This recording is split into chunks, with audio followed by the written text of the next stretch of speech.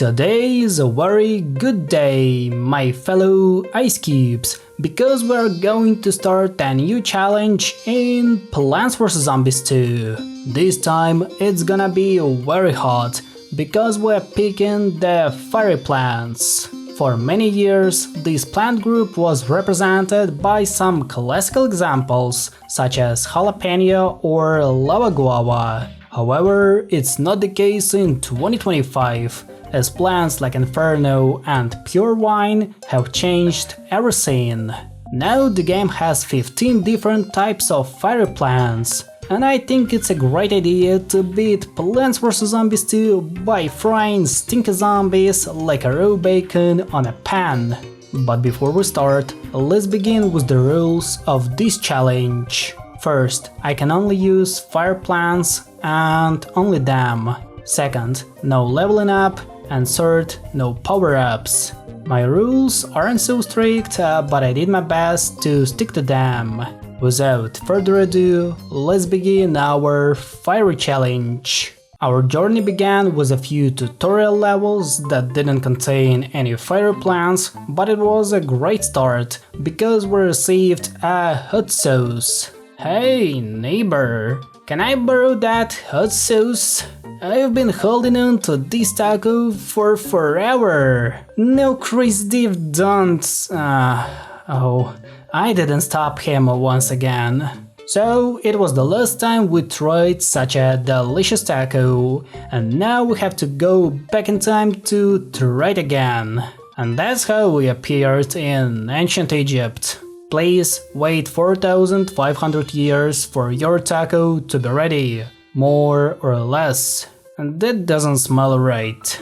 I'm sure my taco is around here somewhere. But in the meantime, I'm sure we will find it, Crazy Dave. We didn't come here to have fun. We came only to get our taco back. Until day 5, we continued to learn about this game and its features, but after beating day 6, we had finally began our challenge, as now we were finally able to choose any plants we wanted to. It's tough to describe how enjoyable it was to start a new time adventure with some new plants. I never tried playing with a major part of the fairy dudes, so don't be surprised about their placement. Day 7 also introduced some camel zombies, making it exciting to try them all on such a specific zombie, as it is a good way to gather some information about the plant's efficiency. The plant that surprised me the most was, of course, the meteor flower, which is the most dangerous weapon against the weak zombies, as it can shoot the meteors at any place on the lawn. 11 flopas out of 10. On day 8, I decided to plant a full column of fire pea shooters to test their efficiency against the explorer zombie and delicious cobblestones. To my surprise, the fire dude turned out to be much better than I expected, making him a good choice for beating ancient Egypt. Oh, and I really enjoy looking at fairy peas. Unfortunately, there is no other way for me to get them today. On day 9, I made another big discovery. Wasabi Whip has easily defeated some zombies that are carrying torches, meaning that I flamed some enemies that are designed to burn me. Life never prepared them for such an outcome. I have just played 3 levels with only fire plants, but this plant is by far one of my favorites. It has the same price as Bok Choy or Snapdragon, but deals better than both combined. Okay, I get it. Peppermint is insanely cool. Day 10 began with frying the entire lawn using such a specific tool. It is simply too powerful to be used oftenly, so I won't do that without a reason. The rest of the day was spent placing torchwoods at the back of the lawn. I don't really know why I decided to use it. Maybe because the idea of beating the entire level with only torchwood sounded hilarious in my head. Can you imagine zombies biting fire stumps? Now I can. So day 11 was a level with some pre-picked plans for me, so there's a good chance to tell you something interesting. Did you know that some fire varieties can heat up to 5000 degrees Celsius or 9000 degrees Fahrenheit? While a simple wood fire might reach around 1100 degrees Celsius or 2000 degrees Fahrenheit, certain fuel oxygen mixtures can reach the previously mentioned records.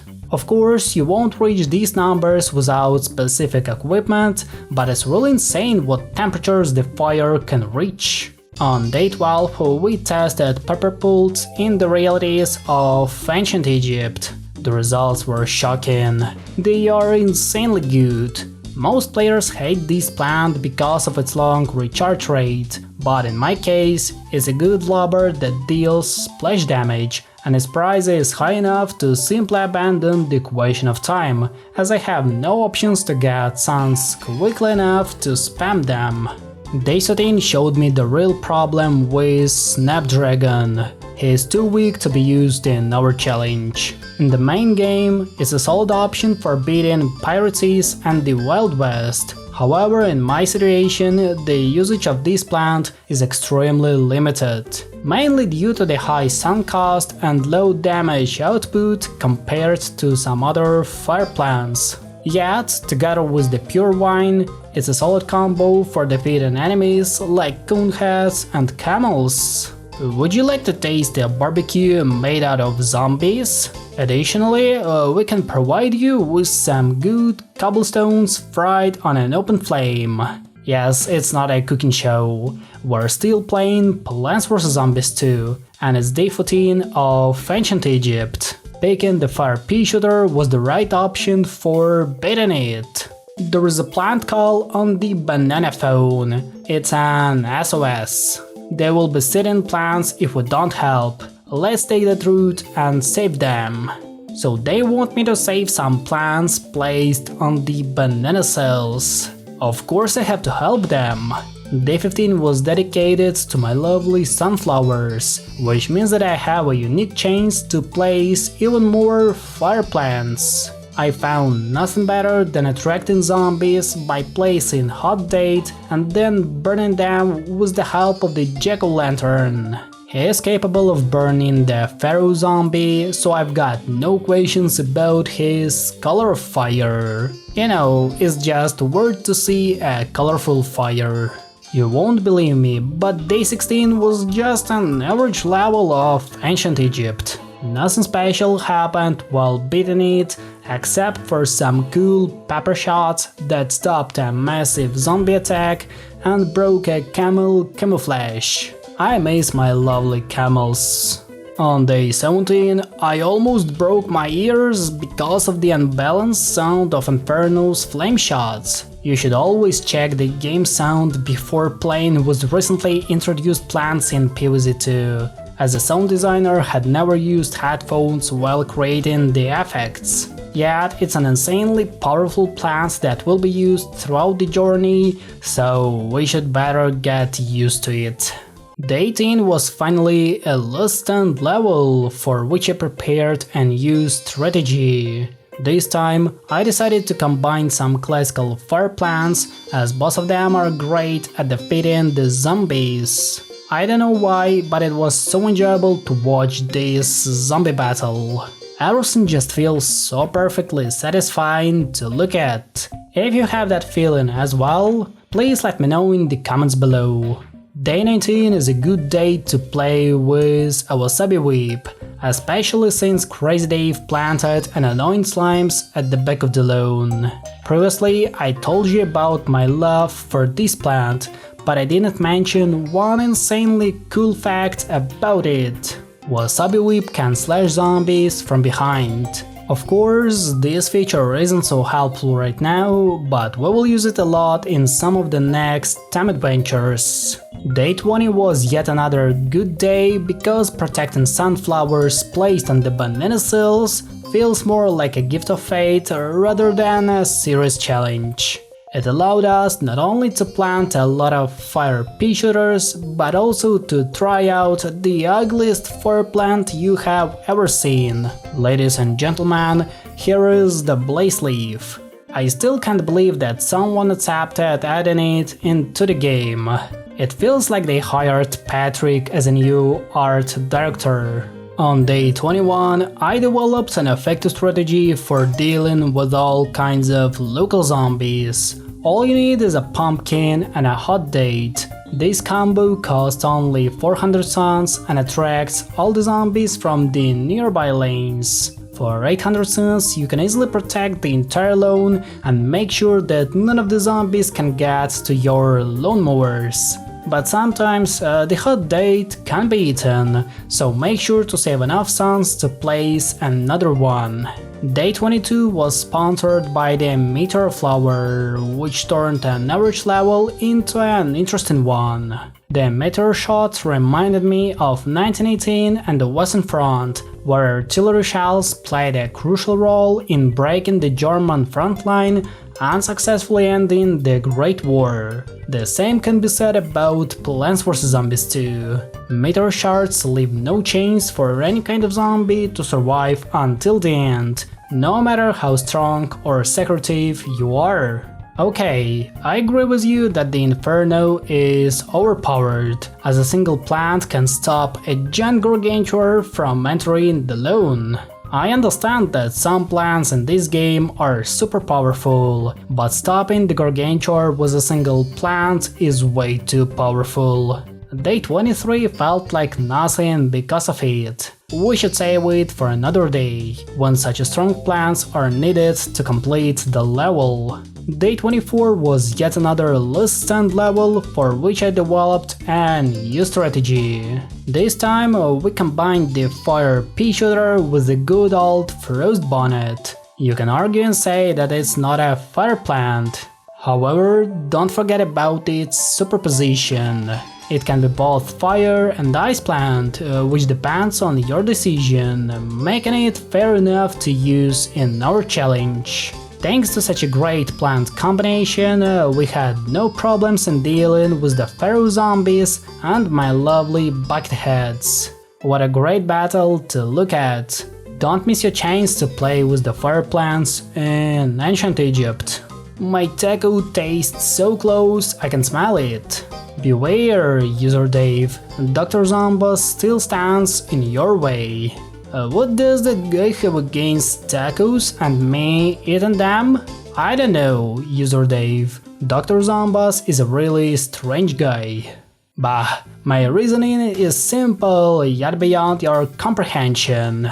Now face my Zombo, Sphinx and Nether in a battle. Unfortunately, day 25 didn't contain any fire plants, so it was just a usual battle with Dr. Zombas that lasted only 2 minutes and 30 seconds. Look, Penny, a pirate key! It's parity! This will enable us to travel to another time. Sounds salty! Taco, ahoy! This is no pleasure trip, your excursion will be watery and grave. Anyways, the key is mine, which means that we are moving to the Pirate Seas. Another 25 levels are waiting for us, but this time with lots of cannons and birds. It's time to search for the dead man's booty, my fellow ice cubes, because we are moving to the Pirate Seas. A world of giant cannons and angry pirates is waiting for us. It is the second world of our time adventure and yet another hope to find Dave's taco. Today we will have a zombie barbecue right on the pirate ship, so stay with us to fry some annoying parrots and delicious seagulls. Without further ado, let's jump into the golden age of zombie piracy. I thought we were trying to get back home and get your taco. But pirates, hang on to your parrots and peg legs. You know, Crazy Dave has a point in this question, as now we're a few steps closer to reaching it once again. All we need to do is to wait for another 300 years or beat those damn pirates to get another key to the next world. I think that beating 25 levels of the Pirate Seas is much easier than living together with Crazy Dave for 300 years. So we're officially starting our challenge. I found nothing better than beating day 1 of the piracies by using only torchwoods. The only thing I have to complain about is the amount of time I spent waiting for zombies to consume a burning tree stump. After spending 5 minutes of my life on that scene, the idea of planting torchwoods is now abandoned by me. However, the jalapeno effect is a major reason to remember it as a good level. Day 2 was the perfect time to fry some seagulls coming from the water lane, especially since we aimed to plant a whole column of pepper plants. You know, I like grilled peppers. They taste exceptionally good if you mix them with some other vegetables and then consume them together with fried potatoes or meat. It's really hard not to speak about food while playing with such a delicious plants. Day 3 was a full copy of the first one, so let me tell you something interesting. Did you know that the matchsticks were invented later than the lighters? The first one was designed in 1826, while the second one was invented in 1923. For many years, lighters have dominated the market since the early matchsticks weren't so good. Put a like on this video if you enjoyed such an interesting fact. On day 4, some of the buckethead zombies aimed to break our defense, but the brave spirit of the fire pea shooter didn't leave them a single chance to get closer to my brains. They were able to break those buckets without the help of any other plant, which means that the fire guy is really tough and cool. Oh, and it looks like we received a chest with a treasure inside of it. Let's open it. Finally, one of those pirates dropped some booty. I'm detecting something more challenging than treasure inside.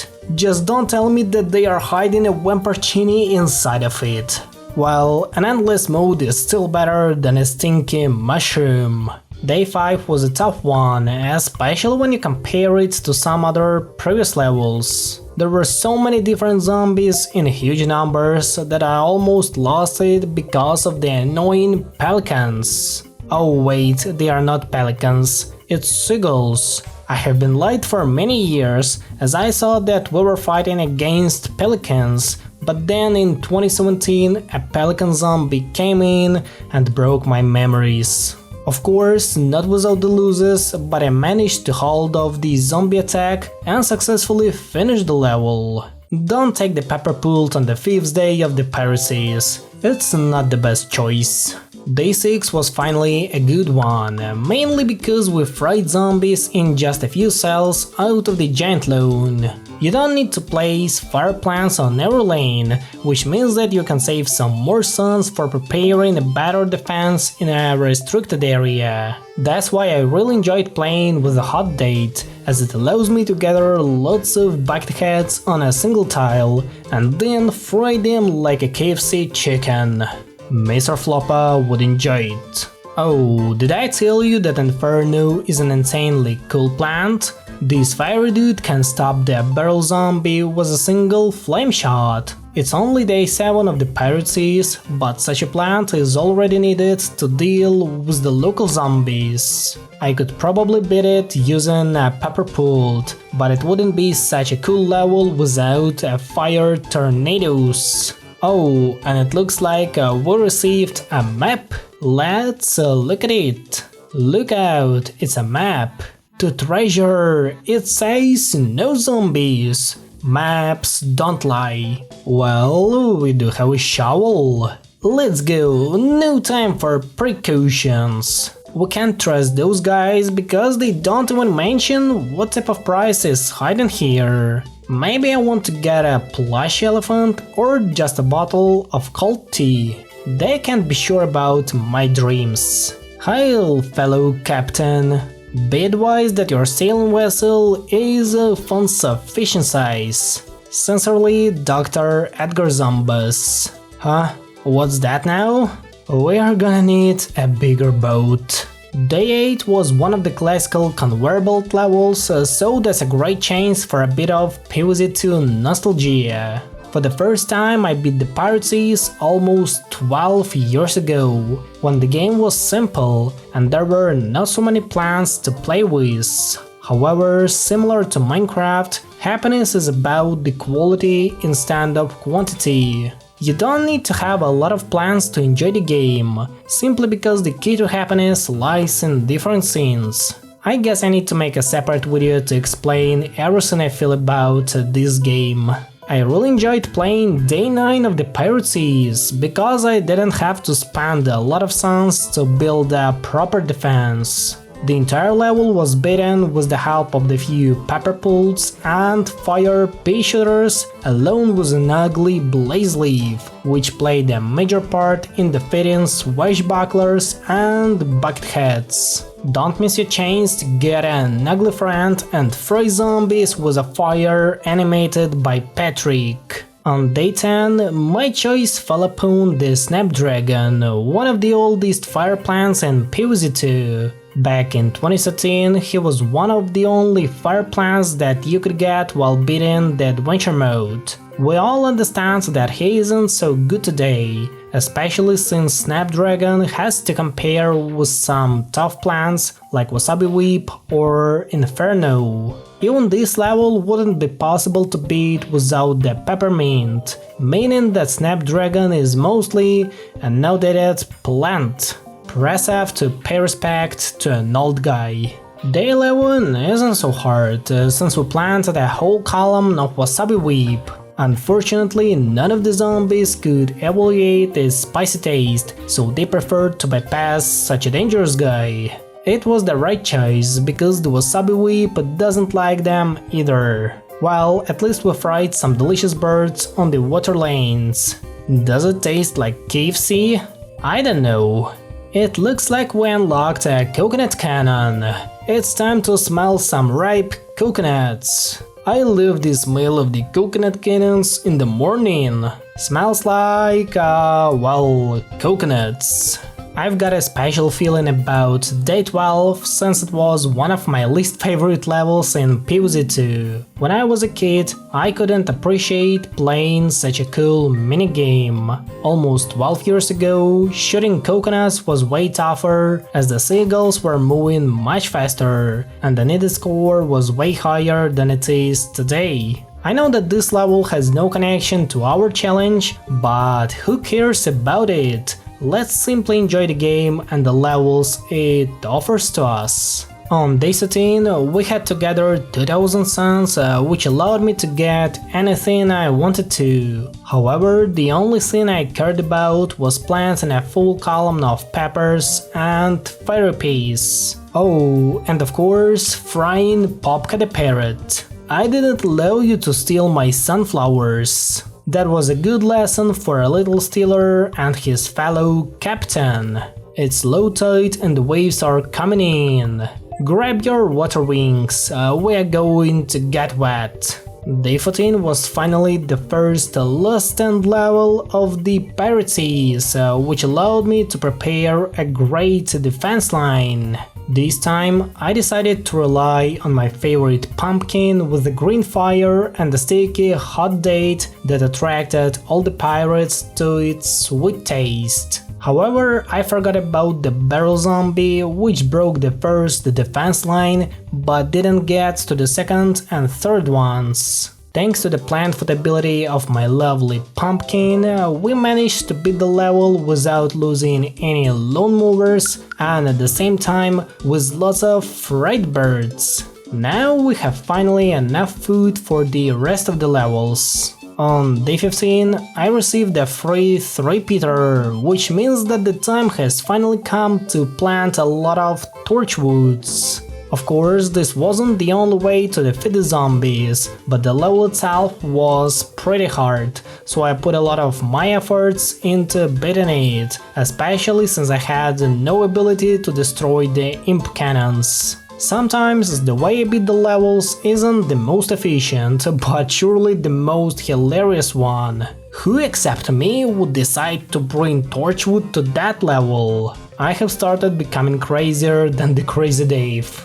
Remember, protect those plants. And don't let those beans walk the plank. I get the point, Crazy Dave. I won't take any serious fire plans to beat it. No, seriously, you can beat day 16 of the Pirate Seas without taking any plans, because the Sprint Bean can do everything on its own. You just need to save enough plant foods to get rid of swashbucklers and zombie hordes. What about Snapdragons? They were just having a good time, feeling like they were the main characters of this level. It's really strange to look at how the Meteor Flower attacks the Imp Cannon.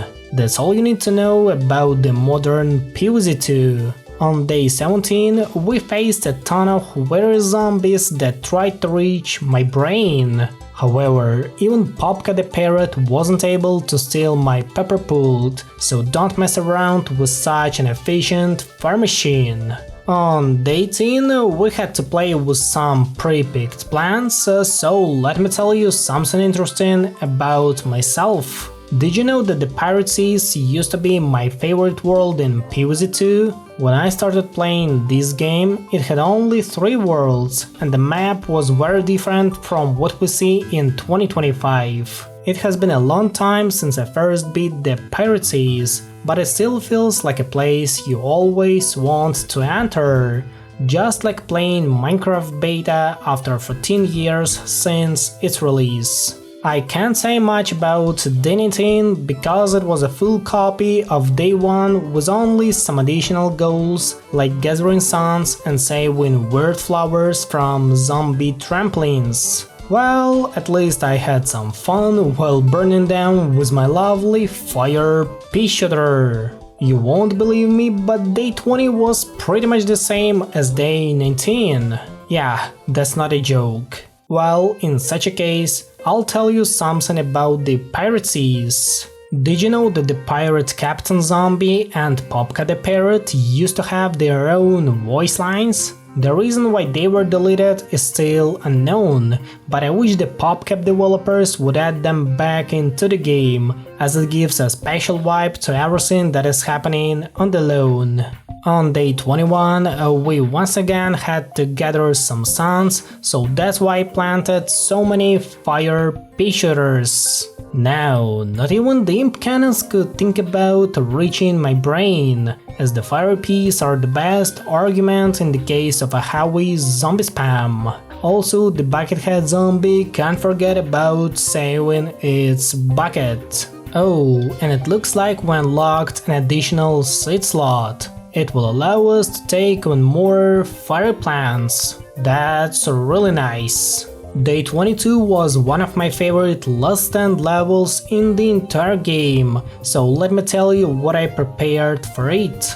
This time we were defending the lone using one column of fire pea shooters combined with 2 columns of pepper pults. This is an insanely effective combination, as it allowed me to beat that level in just 2 minutes. What a great combo for such a good level. Day 23 is probably a full copy of Day 2, with the only difference being the level goals. This time I decided to fry my lovely seagulls with the help of the pyre wine combined with a hot hit of wasabi whip.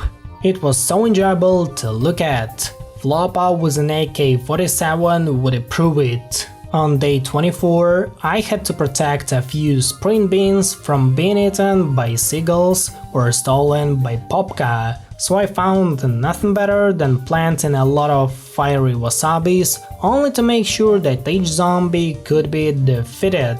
The level was successfully beaten from the very first attempt, and none of the zombies could pose a major threat to my beans. Stay away from my dancing friends. I have discovered a mysterious trait in your rattletrap machine. Its temporal signature is nearly identical to my own reactions. Explain to me, how was this penny created in the first place? Could I really be some form of zombot? User Dave, am I the daughter of the Dr. Zombas? There was one fine sandwich, so what did I miss? Nothing, Crazy Dave, just nothing. Unfortunately, day 25 didn't contain any fire plants except for Snapdragon, so it was just a usual battle with Dr. Zombies that lasted only 3 minutes. Please tell me about your creation process. It was pretty easy. I found some tiny webby wobby stuff. Then I put it between 2 slices of bread. Boom! Awesome sandwich. Such a proliferous bunk. I should have expected as much. I'll have the answer someday when these brains are on my plate. Anyway, the key is mine, which means that we are moving to the Wild West. Another 25 levels are waiting for us, but this time with lots of dynamite and delicious fried chicken. Forget about parrots, because now it's time to put on some dusty boots, my fellow ice cubes, because we are moving to the Wild West. A world filled with fried chicken buckets is waiting for us. It is the third world of our time adventure and yet another hope to find Dave's Taco. Today we will burn a lot of wild zombies only to save some sugary hot dates from being eaten. Without further ado, let's find out who is the real sheriff of this town. 6 shooters locked and loaded. Old-timey piano music downloaded. Chains of taco a bit less than 0%. Margin of error a bit more than 0%. Well, our chances are really high. Day 1 of the Wild West is an absolute banger, as it includes an extra pea shooter which is pre-planted on the minecart. Sounds reasonable.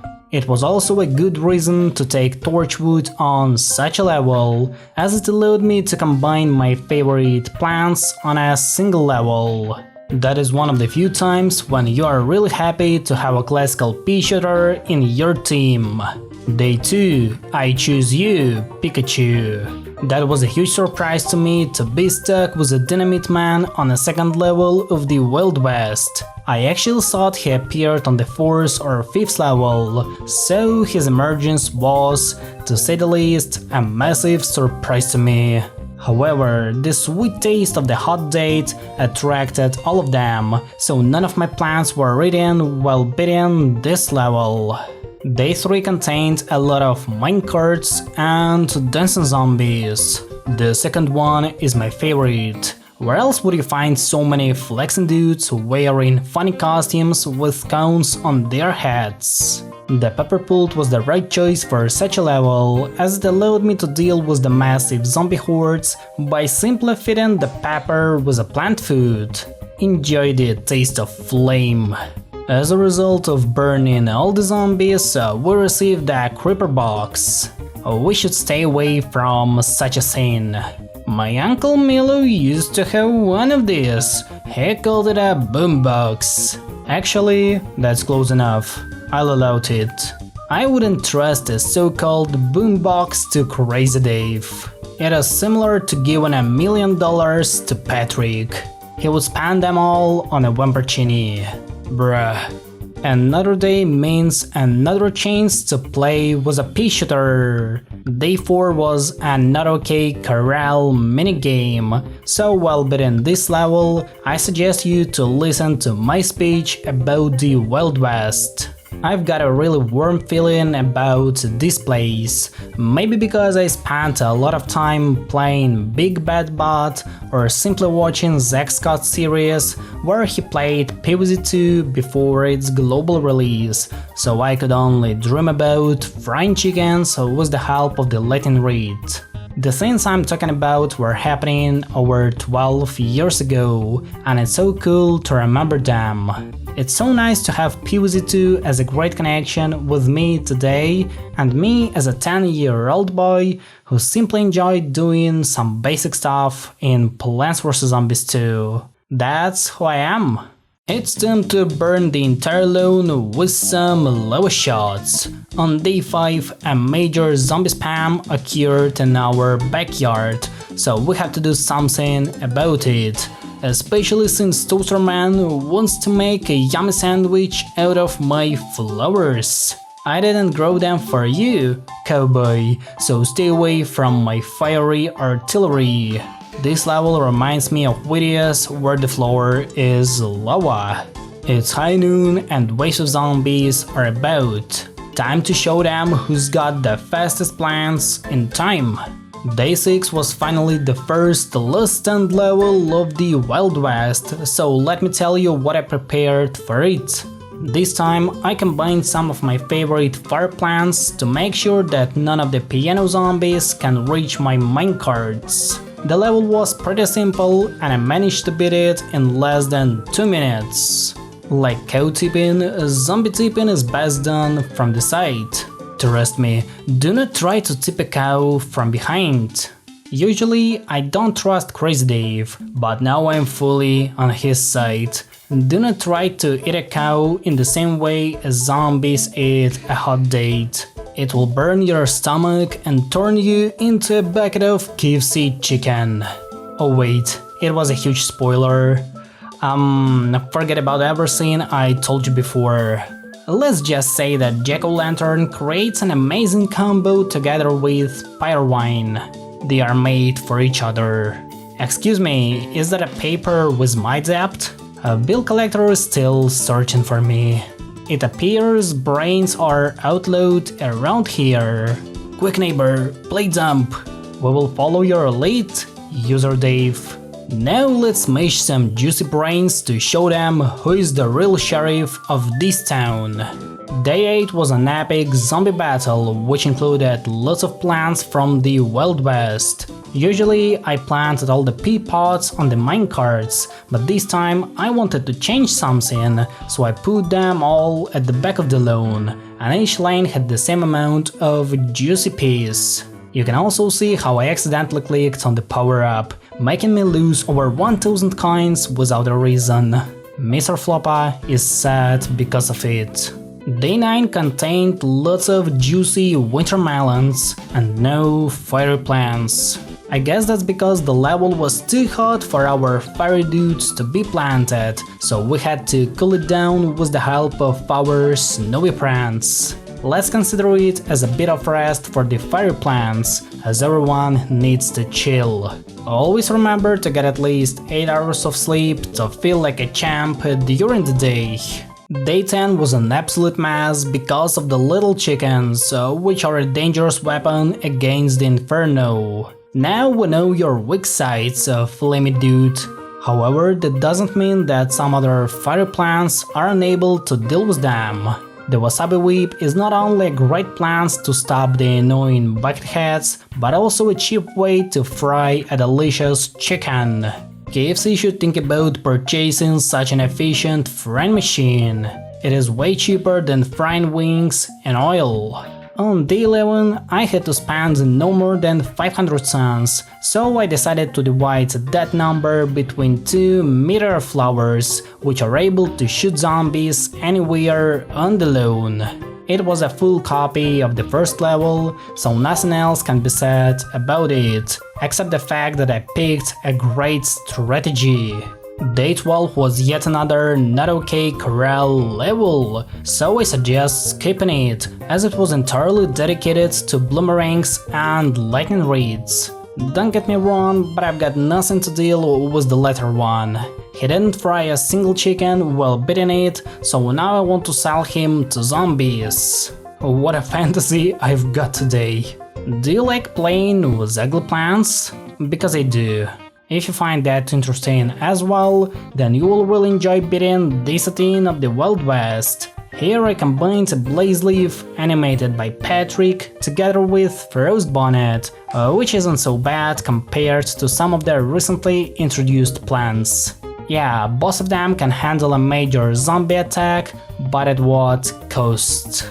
Day 14 was decided to be beaten using my lovely Snapdragon. Actually, he isn't so bad when you have to deal with hundreds of chickens, as its fire wave can hit up any kind of zombie bird. And if it's necessary, burn the entire piano with a single flame shot. The final wave was an absolute banger. considering how many chickens were fried in a few seconds. Colonel Sanders would be proud of us. On day 15, we couldn't lose more than 2 plants, so I found nothing better than planting wasabi whip, as it's capable of dealing with any kind of zombie, and it's hard enough to eat a spicy dude. Not too many zombies are brave enough to bite at least a single piece of it, making the wasabi whip an ultimate weapon for the Wild West. These levels can be tough nuts to crack, and I want to see the delicious creamy center. The point is not to crack them. Alright, so day 16 wasn't one of the easiest, maybe because I decided to pick a pepper pot for beating it, or perhaps it's because I was paying too much attention to poor Johnny. I just wanted to save a delicious creamy center for myself, so none of the zombies could attack my delicacy. Sorry Walnut, we're having a barbecue, and you're the main character of it. Even though I lost some lawnmowers, I really enjoyed frying the zombie horde using the pepper pot's plant food ability. 11 flopas out of 10. Day 17 was one of the most challenging levels of the Wild West, and all because of these weird flowers. The main problem for me was not even the sun deficit, but rather the level's pace. The first bull enters the lawn before the first wave, and at that point I have only planted a few plants, making it really hard to stop such a zombie. However, that's not all. After the first wave, you will be stuck with a ton of zombies on every lane, making things even worse for you. It isn't so hard to beat this level when it's played normally, but in the case of a severe sun deficit and a limited plant usage, it becomes way tougher to deal with all the zombies. Another day, another less than level. On day 18, I had to deal with lots of prospector zombies, combined with hundreds of chickens. Well, such a combination means that most of the fiery plants, like pepper pot or fire pea shooter, are useless in these circumstances. But on the other hand, it's a great opportunity for plants like wasabi whip and hot date. While some of the zombies were attracted to the hot date just as usual, the prospectors joined the party from behind. It was undoubtedly the most unusual level of the Wild West. Day 19 consisted of an enormous number of tornadoes, which left no chance for zombies to get closer to my brain. It was so enjoyable to sit and look at how tornadoes pushed all the zombies away from my lawn, especially if it was a toaster zombie.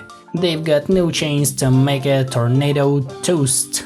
Day 20 was a not okay corral level, so I suggest you to listen to an interesting fact about coconuts. Did you know that despite its name, coconut is not a nut? It's officially classified as a drupe, a plant group that consists of various fruits with a single seed surrounded by flesh. The other members of this plant group are cherries, apricots, dates, plums, and many others. Thank you so much for your attention. Day 21 was yet another level where I had to protect some scary looking flowers from zombie trampling. Sounds not so good for me. Anyway, to reach that goal, I picked one of the most reliable plants that can hit zombies on both sides. Not even the buckethead friend could deal with the spicy flame of a wasabi whip. Day 22 didn't contain any fairy plants, but instead contained a lot of icy ones. Of course, they had some trouble dealing with the chicken horde, but that's not a problem for an iceberg lettuce that can freeze the entire lawn with a single plant food. Sometimes, so we should better regulate the temperature to make the gameplay even more enjoyable for us. Oh, and the iceberg lettuce is an awesome plant. I spent over 15 minutes trying to beat day 23, as the chicken horde was a huge obstacle for beating it. Not even a single lane of wasabi whip could handle such a pressure, so that's why I planted a pure wine on top of it. Additionally, I couldn't lose more than 2 plants, making everything even worse.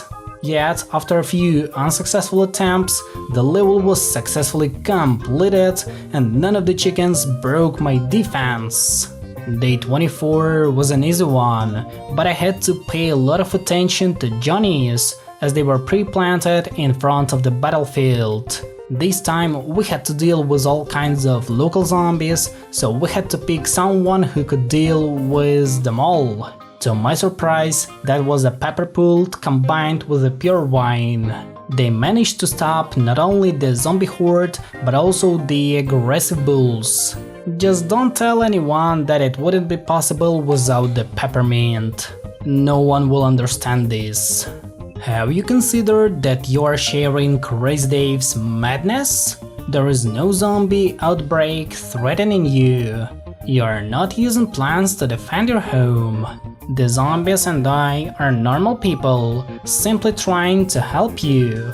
I bet you'll tell us there are no spoons too. It's one of the few times when I can tell you that Crazy Dave isn't crazy at all. He's just plain dumb, like Patrick. Alright, so day 25 didn't contain any fire plants, so it was just a usual battle with Dr. Zombies that lasted only 3 minutes and 30 seconds. That's right, these plants versus you and your zombies. And we didn't even need to use any spoons, even though those things totally exist. I admit you are correct in this regard. We have no existential conflict over the nature of spoons. Anyway, the key is mine, which means that we are moving to the Frostbite Caves. Another 30 levels are waiting for us, but this time the fire plants are going to be necessary for defeating the icy bodies. Get ready for the hottest time adventure you could ever think of, my fellow ice cubes, because we are moving to the Frostbite Caves. A world of delicious hot peppers and icy stones is waiting for us. It is the first world of our time adventure and yet another hope to find Dave's Taco. Today we'll melt a lot of ice cubes while simply defending the lawn from annoying snowballs. Without further ado, let's dive deep into the battle of fire and ice. Brrr, it's colder than a polar bear eating an ice pop. Indeed, it appears we have arrived in the Frostbite Caves. We have traveled so far back in history, so we have arrived in prehistory. Fair enough, I guess. So, welcome to the first day of the Frostbite Caves. Here you can actually see our new fabulous lone and frozen Johnny. We need to save you, brother. Who else except the walnut can easily stop this zombie horde, especially since I've got a limited amount of sun? The level wasn't so hard, but the difference between it and the previous 3 worlds was noticeable. It had already introduced a buckethead zombie on the first level. Am I cooked because of it? Well, I don't think so. They too introduced even more frozen wedges. Wait, did they take it from my freezer? Well, that explains everything. Anyway, I really enjoyed beating that day, as I had a unique ability to plant torchwoods for every single pea shooter. It not only allowed me to burn some regular peas, but also to compete with the fire pea shooter for being the best barbecue chef. All the 3 stumps were fitting with a delicious plant food, leaving no chance for zombies to bite at least a single piece of Johnny. Day 3 was a conveyor belt level, which included only some regular pea shooters, so I've got nothing to say about it. Yet, the same can be said about the glacial periods. Did you know that the last glacial maximum took place 27,000 years ago? It occurred for almost 16,000 years, creating a series of ice shields in both northern and southern hemispheres. Technically, we're still living in the Ice Age, but in its warm phase. Thank you so much for your attention. Day 4. Let's run a marathon. It was a highly enjoyable level, as the hot flame of the wasabi whip left no chance for zombies to get closer to my brain. Also, its plant food ability is an absolute banger, dealing serious damage to all the zombies in a 3x3 area. Well, this is the first time I really enjoyed beating the Frostbite Caves, and I'm not even joking. I'm starting to get cold feet about this place. Also, my feet are getting really cold. Time to turn up the heat. I recommend Pepper Pult for the job. He loves hot pepper at zombies and also keep nearby plants warm. Let's pick a pack of the Pepper Pults. It's the perfect plant for our predicament. Pepper Pult was a fantastic choice, Penny. Yeah, it wasn't the only plant I used to beat day 5 of the Frostbite Caves, but using this fiery dude was really enjoyable. I love everything about the Pepper Pult, except its awful recharge rate. In case when the cabbage pult is too weak and the melon pult is too expensive, the pepper pult goes as the ultimate choice of a middle lover plant, but the 20-second recharge rate kills everything. I wish the PopCap developers had fixed it. Another day, another hot flame. On day 6, most of the plants were pre-picked for me, so I had to choose only the best one to take with me. I have obviously taken the Pepper Pult, as I needed a long-range attacker to deal with tough zombies, and I also took the Jack-o'-lantern to unfreeze the sunflowers to produce even more suns. Sometimes only the pepper rain can teach the zombies not to get close to my lawn mowers. On day 7, the meteor flowers stopped the global cooling and even saved me from an enormous zombie attack. Its plant ability is useful against the large zombie hordes, so you will always find the proper way to use it. Also, the split pea played a key role in defeating the zombies from behind, which is useful considering the realities of this world. 11 Minecraft cats out of 10. Nothing special occurred on day 8 except for a massive zombie attack. I'm not a big fan of that level, primarily because of the plant's repetitiveness. I think we should better skip it. The main reason I love playing with a fire pea shooter is its plant food ability. You just feed this guy with a single plant food and he turns all the zombies on his row into a tasty barbecue. No one except for a chili pepper could repeat such a scene. That is what made day 9 special for me, as not so often do you get a chance to fire everything up. It's not a joke. Day 10 was yet another conveyor belt level. I'm wondering what PopCap developers were thinking about while adding so many conveyor belt levels for a single world. However, this is a cool one. Combining my lovely pea shooter with a chart guard was a great idea. Day 11 is an iconic level of the Frostbite Caves, and I've got a few major reasons to say that. First of all, it's really hard, and it's impossible to beat it by using only classical fire plants, so I had to find another way to deal with it. Of course, my choice fell on the Inferno, as this guy is capable of bringing the zombies back to the place where they came from. Maybe if I used the peppermint in my previous attempt, I would be able to beat it with only fire pea and wasabi whip, but I'm not sure about it. Anyway, let's just say that Inferno is an amazing tool for beating this level. Day 12 was the first listed level, and of course, I wanted to beat it with only local plants to prove that they are better than most people consider them. They made their job so well that I didn't even have to use the peppermint, so the level was beaten in less than 2 minutes. Don't you still believe that they are a great team? Okay, so on day 13, I had to defend some weird flowers from zombie trampolines. Sounds like a big joke. Anyway, in order to do that, we have to prepare a serious defense line, as numerous zombies will attempt to break it. Not without the excesses, but everything was going fine until the final wave, when I had to use all of my 200 IQ to beat such a hard level. Honestly, I didn't believe that I would make it on this attempt, but I did it. Everything told me that I would fail it, but I didn't. Mr. Floppy is truly proud of me. Day 14 is unbeatable with only Pepper Pult. Don't even try to do that. So the level was completed with the help of the Bloomerang, which is a great weapon against the dodos. So next time you play it, place as many Bloomerangs as possible. Day 15 was one of the few levels where peppermint is essential for clearing the lawn and saving the endangered pepper pools. I guess it was one of the hardest levels we faced in the Frostbite Caves, as the number of zombies and their defense was high enough to get to my tasty peppers. Not even the wasabi whip alone was capable of defending the hot pepper, so I don't really recommend you to take the same plans as I did. Of course, the ultimate choice for beating it is Inferno, but playing every single level with only such a plant would be too boring for all of you. Oh, and it looks like a painted stone. Let's take a look at it. Oh, what a cute zombie. They want to warm my brain. What a shame that we destroyed all of them. However, the same can't be said about you. Well, I knew it was a trap.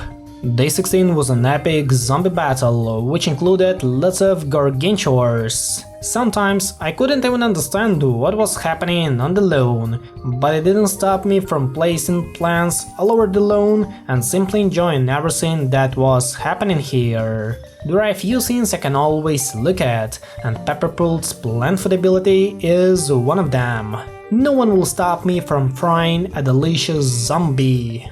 On day 17, I decided to use an ugly frost bonnet to melt the ice around the fume shroom and chart guard. I can't say that I love this plant, but it's kinda reliable in many cases, so getting it is an optional thing. Yet, it is still better than Wamperchini or Blaze Leaf, so I'll give it another chance in the future. Day 18 was a sweet one, as the citron's juicy pulp attracted all the zombies in the neighborhood. The level didn't contain any fire plants, but it had a strange moment that I want to share with all of you. Why did the PopCap developers combine such a sweet plant like citron with a spicy stonion? I know that some people like eating pizza with a pineapple, but onions combined with citrons are too smelly even for me. Did they want to create the enduring out of that? I don't know. Day 19 was a lucky one, as I finally got a good opportunity to grind some additional suns. The only thing I had to do was to melt the ice around the twin sunflowers and the cabbage plants. Oh, and the best way to do that is to place a peppermint. The rest of the level was kinda usual, and none of the local zombies could pose a significant threat to me. Here comes day 20, on which I decided to place some jack-o'-lanterns to melt the frozen imps. Honestly, it wasn't my best decision, as this thing costs a lot of sun and blocks the zombies only in its own lane.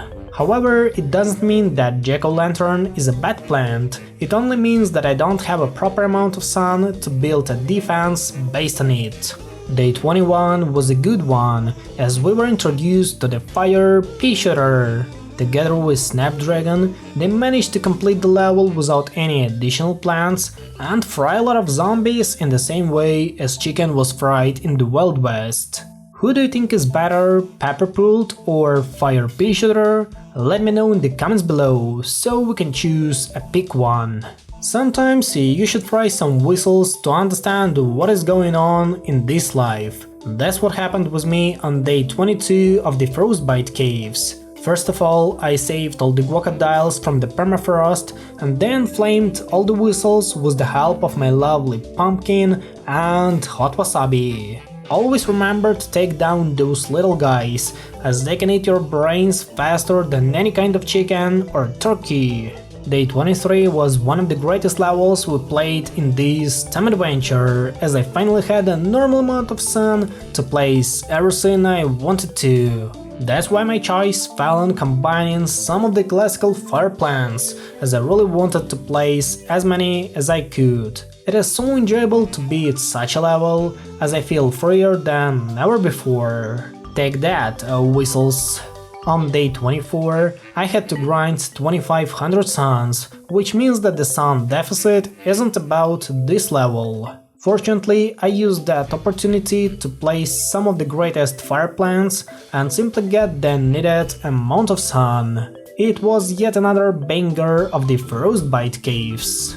Day 25 was dedicated to Rutabaga. I'm not a big fan of this plant, so I really want to forget about its existence. We believe in the starfruit, the only real plant of such mechanic. Oh, it looks like we've got some frozen whistles to deal with. Nothing else can characterize this level better than my previous sentences. On day 26, I found nothing better than planting 2 columns of wasabi whip, as they would allow me to stop any kind of zombie even before biting my spicy friend. It all happened only because of the few sun shrooms placed in the top left corner, as such a defense isn't achievable without a sun generator. Oh, and the peppermint was yet another perfect choice for such a level. Day 27 doesn't look like an easy one. Not at all. Here I had to defend a few rotobagas from an enormous zombie spam, and only one plant could save me in such a situation. Yep, of course I'm talking about the Inferno, which doesn't even let the Gargantuar enter the lane. That is why I call it an ultimate weapon, as the rest of the fire plants would just sit down and wait for Gargantuars to come and destroy their rotobagas. Day 28 was yet another lost stand level, for which I prepared and used strategy. This time I added a pure wine on top of a pepper pult, so zombies that come close to my lawn can be fried like a chicken or whistle. Oh, and don't forget about the hot ice cubes along with the frosty Gargantuars. They all can stand against my fiery dudes, and I don't really know what had happened with this fire pea. Bro had just disappeared. Day 29 was also beaten according to my rules, so not even the harsh conditions of the Frostbite Caves could hold me from beating such a level. However, it wasn't as easy as you might imagine, as the frozen imps and the icy cubes played a key role in breaking my defense. Yet, I managed to hold the zombie attack and finish the level with a few more lone movers. Greetings! Dr. Zombas has prehistoric questions for pitiful plant friends. Why do you hunt for a taco?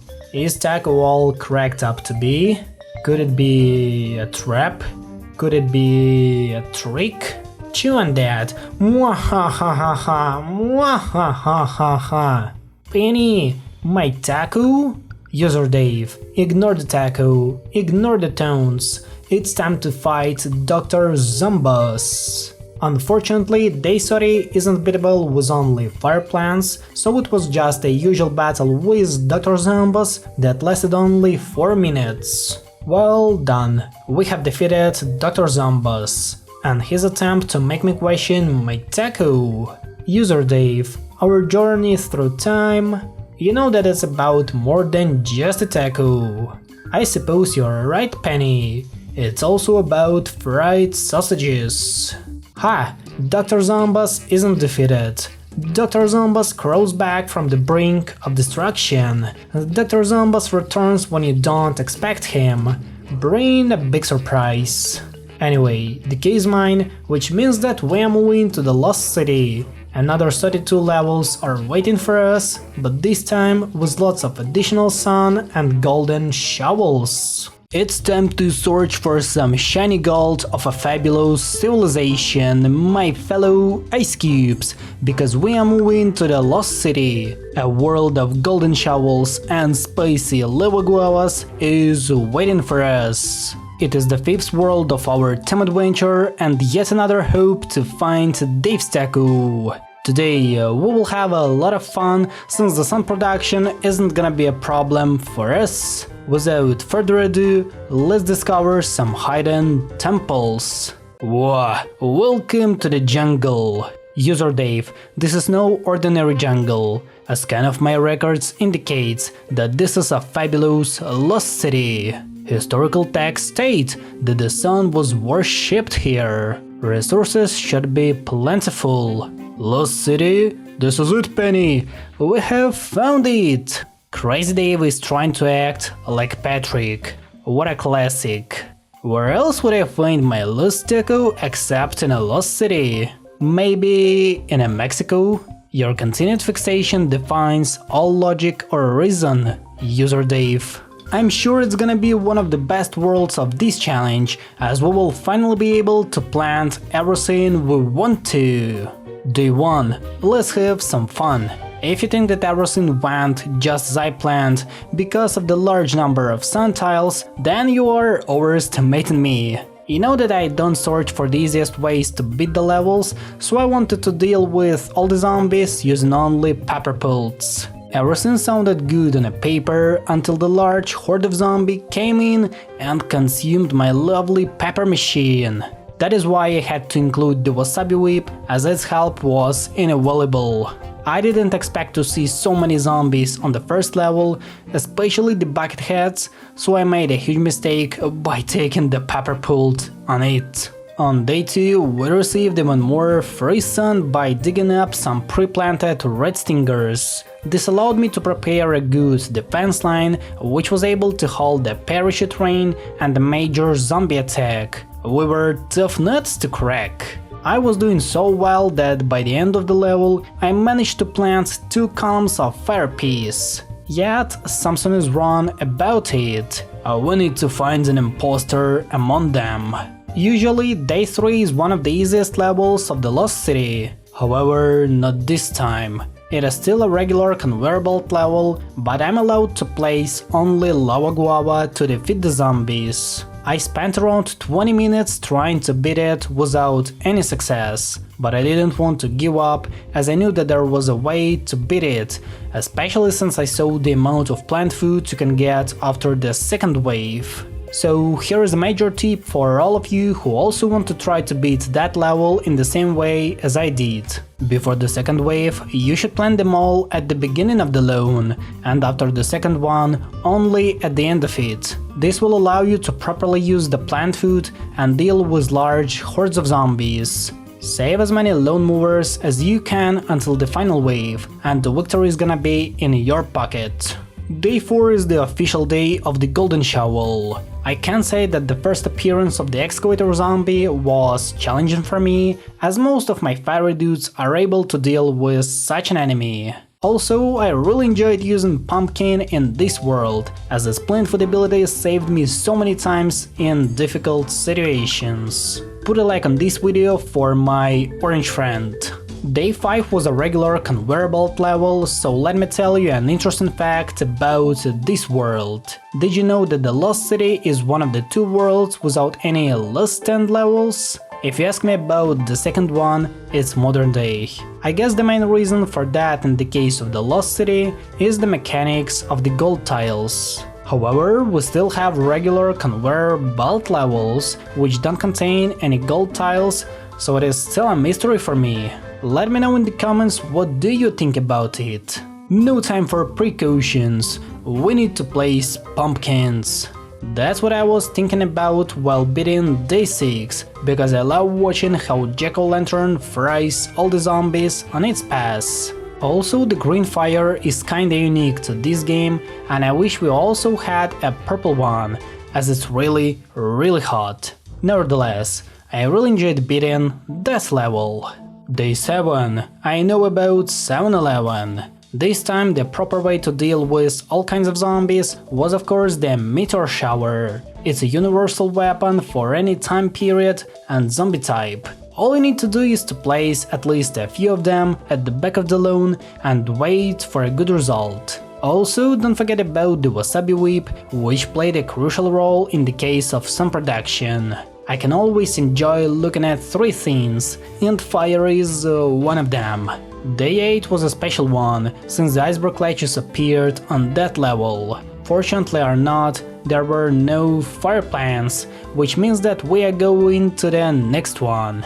I would like to tell you that day 9 is beatable with only Snapdragon, but of course it's not. There are not enough Snapdragons to hold the attack of bucket heads and cone heads, meaning that this level is also unbeatable with only fire plants. On day 10, I decided to use the hot date for the first time in the Lost City, and trust me, it was a bad idea, because I forgot that the explorer zombie can easily dig it up and go deeper into my lawn. Always remember that hot date is a great plant, but not for the Lost City. It is scared of golden shovels. Day 11 is the level of plant diversity. Here I tried to use all the possible ways to deal with zombie spam, especially since bugs were introduced on that level. Pyrewine was a great choice to fry the nearby zombies, while Meteor Flower and Fire Pea work together to deal with zombies at a long distance. I would also like to show you the final wave, as it was an absolute banger. All the fire plants united to stop the giant bugs from reaching my lawnmowers. 11 pixel zombies out of 10. At first, I thought that day 12 would be a huge pain in today's campaign. I remember how tough it was to beat that level with only snow plants and their stolen effect, so the fire plants would be a true nightmare for me. However, things went much better than I expected them to be. The only working strategy to beat that level is to place a wasabi whip on each of the golden tile and stall the gargantuars with some other fire plants for as long as possible. This would give you enough time to grind 5000 suns and successfully finish the level. Day 13 was yet another conveyor belt level, so let me share some of my feelings to build a deeper connection with all of you, my fellow ice cubes. I'm so glad I have all of you, because you helped me to live the life of my dream. I always wanted to sit at home and make videos, lots of videos, because that's my passion and main activity since late 2017. When I was 14, I already knew that I wanted to become a YouTuber and live a free life, because freedom was always an essential thing for me. I never liked school and university because someone built a schedule for me and decided that this activity would be better than one that I prefer. Thanks to all of you for giving me the ability to live a free life. I appreciate that a lot. Nothing much can be said about Day 14, except for the fact that I really enjoyed beating the level with some local plants, as I got tired of playing with only fire plants because of their low diversity. Sometimes the levels you don't find interesting for the challenge are the most enjoyable ones. On Day 15 I had to protect some AKs, and I found nothing better than combining Fire Pea with a classical Pepper Pult. They both did pretty well, as this combination can counter all kinds of zombies from the Lost City. Also, to make sure that my AKs are secured, I planted a jack-o'-lantern for each of them to escape all the possibilities of destroying the endangered plants. What a good level it was. It looks like a treasure map. Let's go and search for the mysterious gold. My analysis suggests that the regions of this map are highly suspect. It has a big red X on it, Penny. When have big red X's ever been bad? Sure, there are no problems about that, Crazy Dave. Isn't SpongeBob SquarePants a proof to you?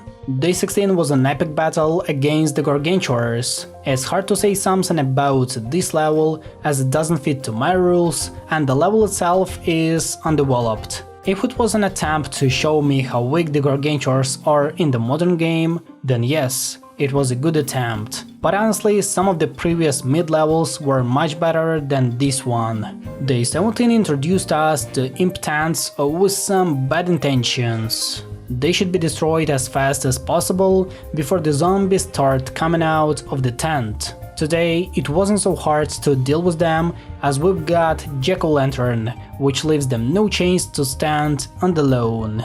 Just one tent can be enough to reach your brain, so be aware of such a dangerous enemy. Day 18 was yet another conveyor belt level, for which I didn't prepare anything interesting, so we're going to the next level. Day 19 is a good example of what the lawn can become if only a few tents are able to stay on it. It was hard even for the meteor flowers to fry them all, so I had to use some additional plants like jalapeno to make sure that all of my plants would survive a massive zombie attack. One of the flame bugs was so successful that he brought the zombie to the back of the lawn and activated a lawnmower, but that didn't change anything in terms of our success. However, I didn't receive an additional 10 coins, so my life is ruined.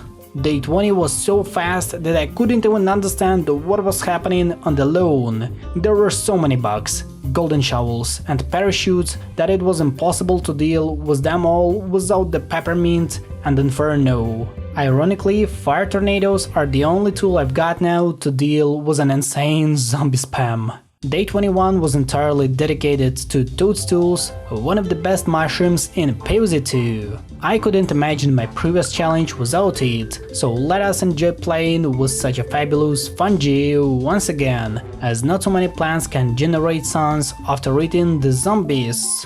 Day 22 was a chill one, as the only thing I had to do was to press the right buttons at the right moment. You can literally beat this level without placing sun shrooms or even spending suns, as free plants can do everything on their own.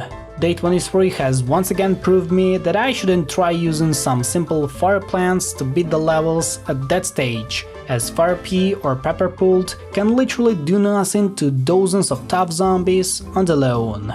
Instead, we should put all the effort into placing reliable fire dudes like wasabi whip, which can hold a massive zombie attack.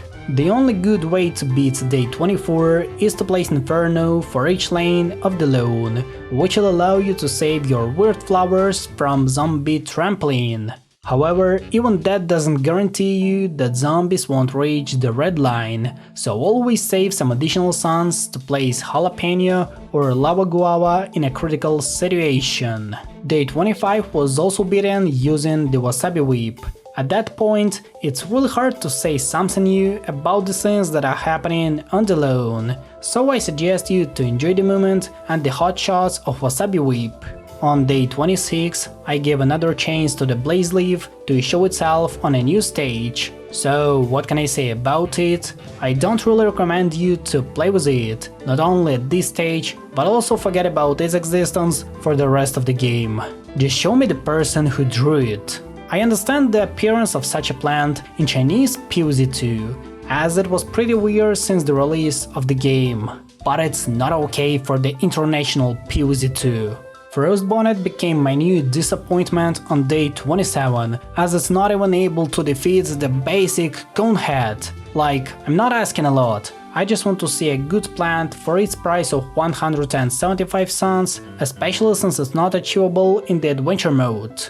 I could literally sell a basic Snapdragon with the same success, but Snapdragon has at least a cool design and a unique vibe, while Frostbite just exists. I'm not really happy with all that stuff happening in our favorite game over the past 3 years. Day 28 was a level with magic tiles, where we had to press the right buttons at the right moment. Unfortunately, it didn't contain any fire plants, so let's forget about its existence. A massive zombie spam occurred on day 29, which I decided to stop using my lovely wasabi whip. We also faced lots of blue skull zombies, gargantuars and relic hunters, so nothing else can surprise me in this world. Of course, the only way to defeat them all is to fire everything up and place as many wasabi dudes as possible. That's how I stopped a massive zombie attack without losing any lawnmowers. Day 30 is one of my least favorite levels of the Lost City. The fast pace, combined with a weird placement of sun tiles and 3 lanes of jellies, makes everything even worse. I literally spent 1.5 minutes beating it, making me question what was that? I didn't have enough time to understand that the level had already started and then finished. That's a pretty weird feeling. On day 31, everything was going pretty fine, as I managed to save the lawnmowers until the final wave, and then by using them, I defeated the rest of the zombie horde, which were still staying on my lawn. The lesson of this level is simple: don't enter my lawn if I didn't ask you to do that. Do not think to usurp our discovery of the fabled Lost City. I and my zombies have already submitted our finds to the eminent Journal of the Missing and Mislaid. We will publish and you will perish. Not this time, Dr. Zombies, we will easily defeat you. So, day 32 didn't contain any fire plants, meaning it was just a usual battle with Dr. Zombies that lasted only 4 minutes. All the discovering and still no taco. The search will no doubt continue. User Dave, my discovery remains intact. The taco is still unfound, and your brains will certainly one day be mine. Oh, anyway, the key is mine, which means that we are moving to the far future. Another 25 levels are waiting for us, but this time in the year 2323. It's time to fight the futuristic metal piles, my fellow ice cubes, because we are moving to the far future. A world full of giant robots and annoying imp spiders is waiting for us. It is the 6th world of our team adventure and yet another hope to find Dave's Taco. Today we will deal with the futuristic zombies and their weird technologies. Without further ado, let's gather some sun bombs that are falling from the sky. The future? Weird, I thought I would be hungrier. After all, I haven't eaten in 4000 years. No comments. It's gonna be an epic time adventure since the fire plants are a perfect weapon against the robots and their zombie controllers. Day 1 is always the best one, especially when you have some pre-planted pea shooters. It allows me not only to block the zombie attack, but also to search for the imposter among us. So, out of these 3 pea shooters, the imposter is surely number 2. If you ask me why do I think so, he's the first pea shooter to receive a torchwood. Don't you find that strange? He wants to distract my attention from real problems like jetpacks and lava guava. These guys are immune to its fire tiles, so we should find another way to deal with them. Day 2, I don't forget about you, Pepperpult. This time the entire level was dedicated to such a fantastic Pepper, which is also able to deal with the shield zombie. Such a feature will be needed in the future, so I won't forget about my prehistoric friend. Also, one of the reasons to like this plant is the pepper rain. Nothing and no one can stand against the fiery peppers. It's time to feed the zombies with some hot wasabi whips. On day 3, we were introduced to imp spiders that attempted to consume my brain from behind. But don't forget that wasabi whip can slash the enemies on both sides, so their great plan has fantastically failed. Also, be aware of the local bucketheads, as they are dangerous wasabi eaters. Also, take a look at the final wave, as I really enjoyed everything that was happening on my lawn. You know who sometimes suns or bumps? This is one of these times. Yeah, we know about that, Crazy Dave. Sunbathing isn't the best idea, as it can cause a significant damage to your health. Day 4 is one of the few levels where you can forget about the sun deficit, as the fallen bombs are a great option to plant a serious defense line. Everything was going so well that I was able to save a lot of sun and plant a few columns of meteor flowers, which left no chance for zombies to make a step closer to my brain. Day 5 was some kind of a local Halloween, as this time we used my lovely jack-o'-lanterns to make a zombie barbecue. The little green pumpkins are so effective against 90% of the zombies that the rest of them aren't able to show any significant resistance to the main plant. It's effective against both bucketheads and robo coneheads, so I suggest you to get this plant as fast as possible. You can pick your friends, but you can't pick these plants. But some of my best friends are plants? Mine as well, Crazy Dave. Snow Pea and Wintermelon are cool dudes. We spent a lot of time together defeating the zombies.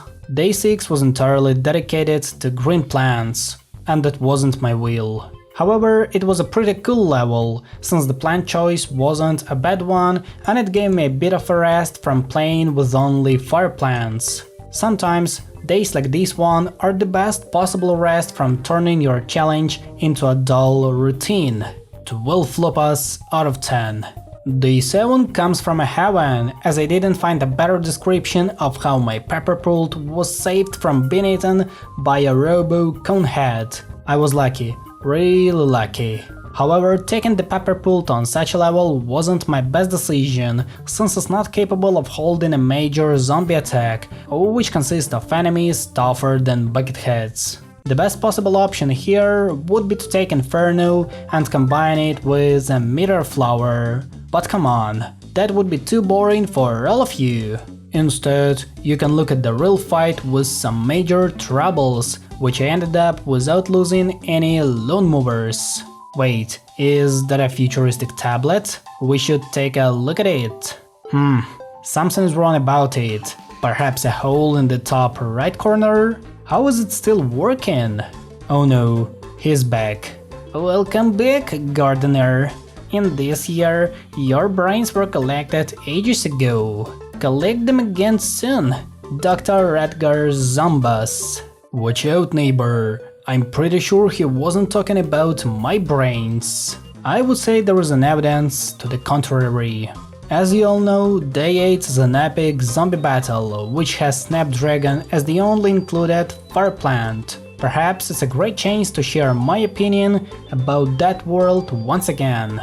Far Future is for sure one of the most underrated time adventures in the game, since it has the same quality as the first 3 worlds, because 90% of it was completed even before the global launch of Plants vs Zombies 2. I honestly like everything about this world, since it feels unique. Plants, zombies and music, everything is perfect. Even the local gargantuars are unique, and not just a redesign of a classical Gork. You should give this world another chance, and I'm sure you will love it a lot. Day 9 was the right time to play with Inferno, since the number of available plants in the lone was limited. The only minus of such a fantastic fire plant is an awful sound effect, which is too loud compared to the rest of the plants. Without exaggeration, it's painful to listen to it, so I want to ask Slingshot Games to make Inferno at least a bit quieter. Did you know that the hot wisps of Wasabi Whip are a great choice against the Discotron? On day 10, I planted a whole column of Wasabi Friends to prove to you that it's reasonable to use them against the flying disco zombies and the rest of the horde. Oh, and don't forget about the Pyre Wine, which also played a significant role in stopping all the enemies, since its fire ability works on any kind of zombie that comes close to it. I like to save some sun for a rainy day. It can get you out of a pickle or into an impeach. Day 11 was the first last stand level of the Far Future. Here I decided to defend my lawn by planting a column of fire peas combined with pepper pults. If something goes wrong or zombies get too close to my defenders, first they need to consume a woody torchwood, which will turn them into an overfried barbecue, and only after that my main defense line is open for being eaten. However, such a scenario happened only a few times and all of my lone movers were saved, meaning that the level was successfully completed. It's time to show the local zombies what the meteor shower is. Day 12 began just as usual, with 7 suns and planting as many fire plants as possible. It was also the first main level where we stuck with the Robo Gargantuar, which is by far the most dangerous enemy of the Far Future. However, even such a robot didn't become a big trouble, so we have managed to defeat it before the situation became catastrophic. However, the final wave turned out to be the great battle with the futuristic zombies, which fire plants obviously won. Take that, robots! On day 13, I made a huge mistake by taking a hot date on such a level, as Mecha Football Zombie doesn't find it a huge problem to deal with. This is yet another world where such a fantastic plant is highly reduced, so I recommend you to always remember about some specific robots that are going to appear on the level. The situation isn't so bad until you have a jalapeno or peppermint, but without them, the problem becomes catastrophic. On day 14, I had a limited amount of sun to spend, so I found nothing better than taking Meteor Flower, which allowed me to hold a massive wave of jetpacks and bucket heads. Don't underestimate any plant until you find a good way or situation to use it. Protect those citrons. It takes a lot of pulp to stand your ground like that. Compared to some of my previous challenges, day 15 wasn't the worst one, probably even one of the best. Unlike day 13 where hot date was a huge mistake, this time it was an ultimate weapon against the Robo Coneheads. The rest of the lanes were protected with the help of Inferno, which made sure that none of the zombies could reach my lawnmowers. Summarizing everything, Citron is a tough nut to crack. Day 16 was yet another conveyor belt level, so let me tell you an interesting fact about the far future. Did you know that this world's supposed to be the first one that contains gargantuars? Previously, until the map update in 2014, the game didn't have any gargantuars in it, meaning that the far future was designed to be a really hard world, and I can feel how perfectly it would fit in that role, since the rest of the zombies were also much tougher than all from the previous 3 worlds. Thank you so much for your attention. On day 17, I had to play with some pre-picked plants for me, one of which was the magnifying grass. In my opinion, it's one of the most underestimated plants in the entire game, as the gimmick of turning suns into laser shots was never seen before. After all, I can even see it as a premium plant instead of a star fruit, as magnifying grass truly deserves it. On day 18, we had to produce an insane 6,000 suns, which means that I could afford myself everything I wanted to. I haven't played a lot with the fire pea shooter since the first level of the far future, so that's why my choice fell on planting a few columns of fiery dudes. By the end of the level, my lawn was fabulous. It consisted of various kinds of fire plants, which left no chance for zombies to get at least to the jack-o'-lantern, especially since Wasabi Whip was also protecting everything. On day 19, sun bombs were once again falling from the sky like artillery shells. I couldn't even imagine that combining Inferno with Meteor Flower would give me such a fantastic effect, since the lawn reminded me of a battlefield from the Great War somewhere in France in 1918. Day 20 was pretty horrible for me, since my first attempt went from a miracle to reality in just a minute. First, I managed to destroy a spider imp when I thought I was done, and then only 2 seconds stopped me from beating the level on my very first attempt. I was cooked after that. However, I didn't want to give up, so my second attempt was much better than the first one, and hot dates combined with star fruits managed to hold a severe zombie attack. On day 21, I once again had to grind 5000 suns to beat the level. There is nothing much I can say about it, since the level started to repeat and the plant choice was nothing more than Inferno and Meteor Flower combined. That's how I spent this level. Day 22 was yet another last stand level for which I prepared a unique strategy. This time I combined some of my best fire plants to deal with big boys, and if something goes wrong on the other lanes, I prepared the Wasabi Whip for each of it, so not even the jetpack zombie could escape its fate. My idea has worked just as I wanted to, so the hot date survived until the final wave and saved my pumpkins from being smashed by gargantuars. Also, the rest of the zombies were defeated by Wasabi Whips, as they are the best choice to control the adjacent tiles. On day 23, the meteor shower was the only option to deal with annoying robots, especially since the plant number was limited, and so was the amount of available sun. With each day completed, we're coming closer to defeating Dr. Zombus. Day 24 was the third level with falling sun bombs, the hardest one. If I didn't pick some of the classical fire plants on this level, this would mean a total domination of a newly introduced fire plants, which can't be a thing in a world like Far Future, so we have to break a tendency and beat the level just like we always used to.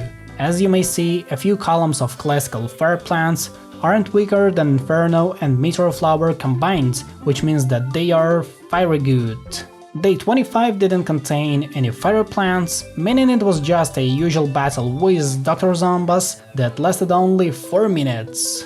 Oh, that was hypno-amazing. I want to eat that hypno taco again. I need my time machine. Penny, did you feed Crazy Dave with the magical shrooms? They are for zombies, not for the Crazy Dave. Hypnozombnosis! Hypnozombnosis! Drats. Or it was zombnohypsosis? Anyway, the key is mine, which means that we are moving to the Dark Ages, Another 20 levels are waiting for us, but this time it's gonna be the most challenging adventure I have ever had, since the sun deficit is going to be an insane for us. Get ready to enter the most challenging world of this time adventure, my fellow ice cubes, because we are moving to the Dark Ages. A world of dangerous clowns and scary looking gorks is waiting for us. It is the 7th world of our time adventure and yet another hope to find Dave's Taco. Today we will deal with the medieval zombies without receiving any suns falling from the sky. Without further ado, let's dive deep into the dark epoch. Whoa there! Who dimmed the lights? No one, user Dave. We have simply arrived in the Dark Ages. Sounds gloomy to me. Sounds dangerous to me. Indeed, according to my research, a plague has swept this era. Also, the sun no longer falls from the sky. And that's a huge trouble for us. You can't even imagine the scale of it. So, the only possible way for us to gather the sun is to destroy the tombstones with the help of the peppermint. That's how I got 675 suns at the beginning of day 1. You may think it's a lot and I'm just making my gameplay much easier than it could be, however, it was everything I had for the rest of the level.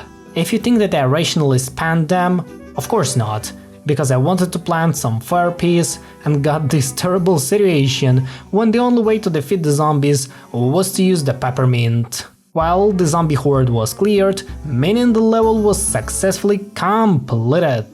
Day 2. I don't make a joke out of you. On this night, I fully realized that the only possible way to beat this world is to combine the meteor flower with peppermint to defeat the zombies and gather some suns to plant at least a few artillery machines. This time we had a total of 875 suns, but remember that the hardness has increased even faster than the amount of available suns. We had to deal with dozens of bucket heads and cone heads, and that's not the easiest task with only a few meteor flowers. However, the level was completed without losing all the lone movers. Day 3 is going to be the best description of the Dark Ages, as this time I had only 75 suns to spend. And yeah, that's not a joke. You may ask me how I spent so much sun on such an easy level, and I will tell you that I defeated a single buckethead zombie, which the peppermints previously damaged. Now you probably understand the catastrophe of my situation. Remember that a single peppermint is not even enough to defeat the buckethead, so the only way to deal with such zombies is to get the second peppermint with the help of the plant food. And remember, that's only the 3rd level of the Dark Ages. Day 4 was a pretty funny conveyor belt level on which I spawned lots of gargantuars to make them work on me. Honestly, it's one of my favorite conveyor belt levels in the game, as it includes some of my favorite plants and the level space is chill enough to enjoy everything that is currently happening on the lawn. 14 flopas out of 10. Day 5 was the first time we saw the Jester zombie, which isn't a significant threat for us, as our plants can easily deal with such a clown.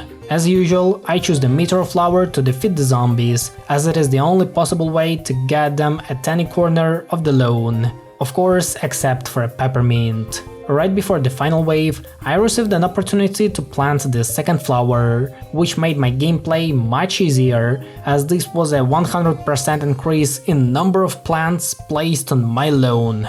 Day 6 was the first last stand level for which I prepared a unique strategy. This time I wanted to try something new, so I combined Inferno with Hot Date and Wasabi Whip. Even if some enemies manage to get close to my fire machine, the Wasabi Whip will easily cook them all with the hot wisps before they even understand that the sweet flavor of the Hot Date was a giant trap. Unfortunately, Day 7 is an impossible one, as the amount of plant foods doesn't allow me to deal with the night zombie, which is tougher than the buckethead and requires 3 peppermints instead of 2 to be defeated. Additionally, we didn't receive any suns during the level, meaning that the chances of beating it with only peppermint are decreasing to 0. However, if we plant a full column of sunshrooms and take some tough bodies like pepperpult, firey and wasabi whip, then the levels is possible with only fire plants and a few sun producers. On day 8, we had to survive the zombie attack with the given plants, so there's a good chance to tell you something interesting about the Dark Ages. Did you know that the life expectancy during this time period was only 30 to 40 years, which is insane low? According to this time period, some of you have already lived 30 or even 40% of your life. In my case, it's already over 50%, as I am 22. Thanks to the advancements in medicine, science and food abundance, we can now live up to 80 or even 90 years, which is great, as you can do even more things during this time, like watching my videos.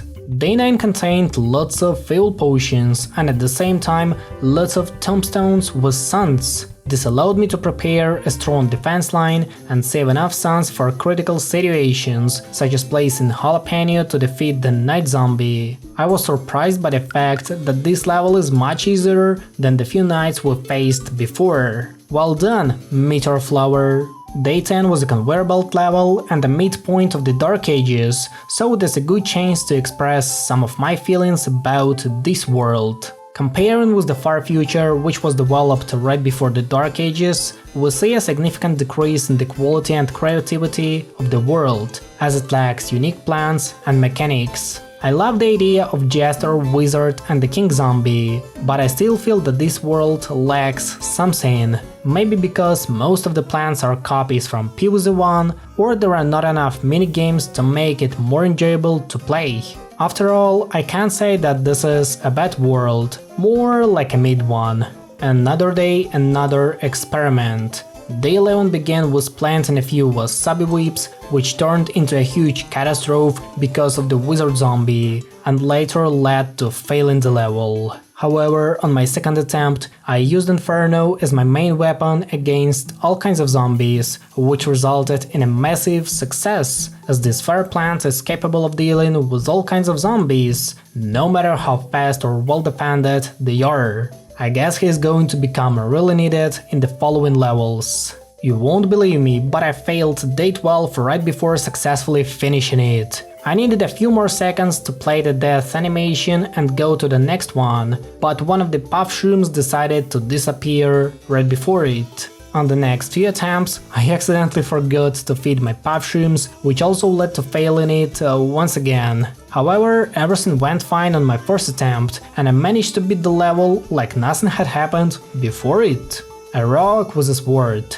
Wait, is that a Minecraft? Why would anyone go and stick a nice sword into a dirty rock? I understand it to be a test, user Dave. Only someone with great physical strengths and strengths of characters may pull it. I bet someone with a jackhammer could remove it. A crazy someone. I'm sure you're not talking about yourself, Crazy Dave. An elegant but no doubt effective solution to the problem, user Dave. Day 13 was dedicated to my boy Peanut. Someone might call it weak, but two heads are always better than one. The level wasn't so hard, but the right placement of all the plants and fungi played a key role in beating it. On day 14 we had to gather 5000 suns, and it's impossible to do that by only breaking the tombstones, so I had to use the sun bean to collect the needed amount of sun. Well, at least I finally had an opportunity to play with some other fire plants, except for Meteor Flower and Inferno. I was honestly surprised by the efficiency of Pepperpult and firey, as I thought they would be much weaker in such a harsh reality of the Dark Ages. Day 15 was yet another last stand level for which I decided to use Jack-o'-lantern and Pyrewine, as they fit perfectly with the local atmosphere. You shouldn't underestimate their fire abilities, as both of them were frying zombies like a real barbecue for the entire level. The only big danger for them was of course the wizard zombie, which turned pumpkins into sheep. A plant-animal transformation, that's what we need. Anyway, the level was successfully completed and none of the pumpkins were eaten by zombies. Honestly, I thought that day 16 would repeat the fate of day 7 and become the second unbeatable level of the Dark Ages. However, it didn't, but let's start right from the beginning. The first lone movers were lost right after the first wave, and the number of knight and king zombies was only increasing. However, the Sungraves became a last hope for beating it. So I fried the entire lane with the jalapeno, which was my first success on this level. Then I destroyed all the king zombies and planted a lava guava boosted by peppermint, fried the upper zombie with the jalapeno, and stopped the last one with another lava guava. I was so proud of myself after beating it. On day 17, I had enough suns to build a proper defense, as the level provided such an opportunity to stop the zombies boosted by evil potions. After the first wave, I already had a full line of infernos and a few meteor flowers, meaning that the chance to lose this level has rapidly decreased to 0. Like I said, everything went so well that even the local Garg wasn't able to enter the lone. On day 18, we had to survive the zombie attack with the given plans, so let's just say that buttering the zombies was the best minigame you could ever think of. Surprisingly, day 19 was an easy one, as all the hard zombies attacked me from lanes free of the magnet shrooms. At one point I was really close to failure, but their good reaction and the jalapeno pepper saved me from failing it. Bringing all the zombies to one lane with the help of the hot date is actually a great idea, especially in case of a severe sun deficit. Only the Gargs from the final wave managed to get to my lone movers, but that didn't stop us from beating the level. Hey Penny, what is plant food made of? I fear the true nature of plant food requires further analysis, user Dave. Excuse me while I run some tests. So day 20 didn't contain any fire plants, meaning it was just a usual battle with Dr. Zombies that lasted only 3 minutes. I have found no evidence that plant food contains zombie or zombies. Phew, plants shouldn't eat zombies who eat plants. Except Chomper, he has to. Dude needs the fiber. Put a like on this video to support my little Chompy.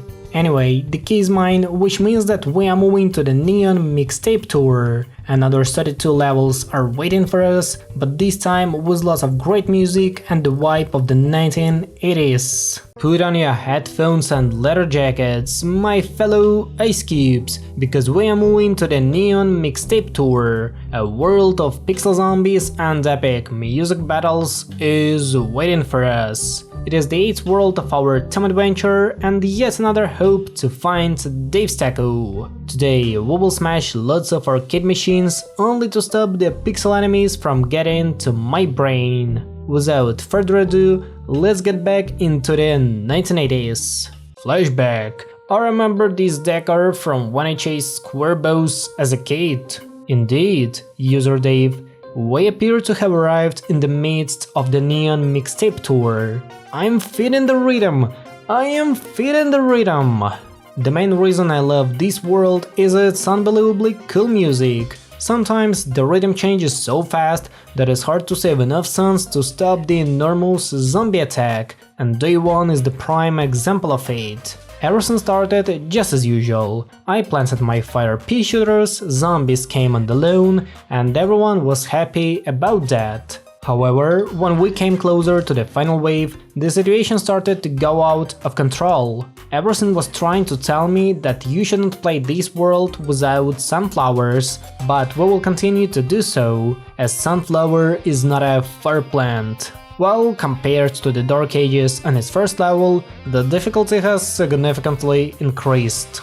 On day 2, we received a free fat beet, which I immediately dug up to get some additional suns, as this plant isn't a good one, especially since Punk Zombie is the #1 enemy of this day. Thanks to a fantastic artillery shell of a meteor flower, we managed not only to stop a severe zombie attack, but also to save some plant foods, showing that it's possible to beat it without using them all.